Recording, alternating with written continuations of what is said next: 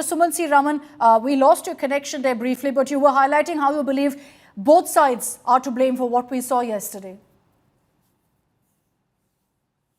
Both sides are definitely to blame. And I think that it's very important that we look at 2, 3 points here. The state government says Mr. Yedapadi Palaniswamy held a rally in the same place uneventfully a few days ago. Now, the point is the Aiadmk has experience of organizing rallies for only the last 50 years. They know how many people will come, they know how to organize the crowd, and all of that. The TVK is a new party.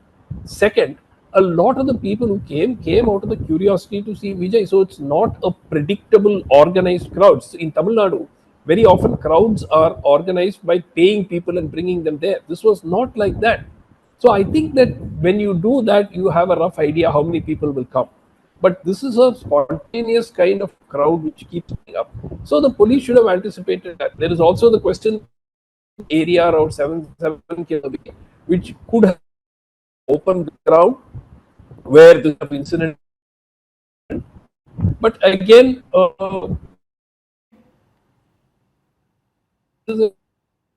Okay, we're going to connect with Dr. Sumansi Raman again. We're unfortunately having a bit of a problem there with his connection, but there are several questions to be asked here, and we're putting some of those out for you about basic crowd control measures. There are questions being asked of the administration as well, saying that you knew what a massive crowd Vijay is pulling together. Did you do enough to control it? If 50,000 people had gathered, whose fault is it? Why was that not stopped? And why was there not enough police presence on ground? The fact is, and this is something Anuga Keshav has confirmed for us from Karur, that there were about 500 cops present. Is that enough to control such a big crowd? The reality is that because of not enough police presence, things got out of hand. The fact is also that when people started passing out, there was no way ambulances could actually get right to them.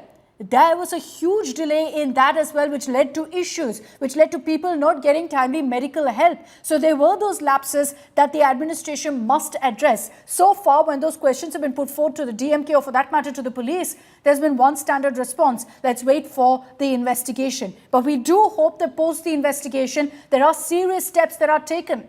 Not just to address the fact that yes, there were lapses, but also to ensure that whoever was responsible for these lapses also faces action. An FIR has been registered, based on which right now 3 TVK leaders have been booked, not Vijay, but there are several others, functionaries, leaders who hold, in fact, important positions. They've been booked right now. What about those in the Karur administration, for example, who were responsible for ensuring adequate provisions for this rally?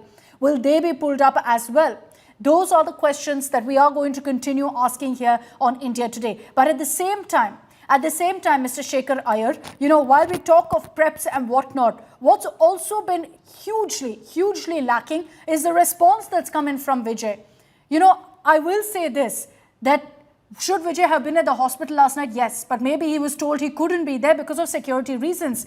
But what stopped TVK leaders from being there through the night, helping these people, helping the victims, helping the families? What stopped Vijay from issuing a video statement or speaking to the media? What he's done so far, cooped up in his Chennai residence and his Neelangare residence, reeks of insensitivity, Mr. Shekhar Iyer. Indeed, Akshita, this is the first question that came to all of us when we saw the tragedy unfolding last night. A leader in Vijay, would have definitely risen to the occasion, made appeals for calm, would have also definitely gone to meet people and see that somehow order is restored.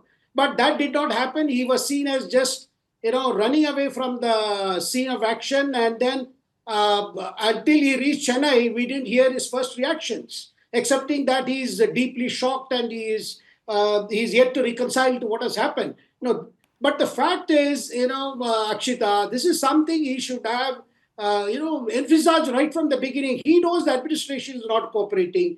And also the fact why there was such a huge time lag between the time that was announced for these road shows and by the time he reached. I am told he did not leave till Chennai before 9 a.m. Yesterday, when timings were given somewhere quite early in the day. So therefore, crowds kept coming and there was no way they were dispersing. And many of them, I'm not sure whether they had their lunch or even breakfast. because there is a craze among the film goers who are largely his audience who want to see him. They want to see him in person. And the fact that he sits inside the bus and then he waves through a window, which perhaps people all around the bus cannot see. This all adds to kind of a tension and a kind of an agony too. And anything can happen there. I mean, the fact that, the police version is that they had given permission for 10,000 people and 35,000 people. My assessment is even the police were not adequate even to handle 10,000. No, about 500 cops. 500 cops of 50,000 people. Just wrap your head around that. How do you ensure adequate police presence and 500 cops are there for 50,000 people?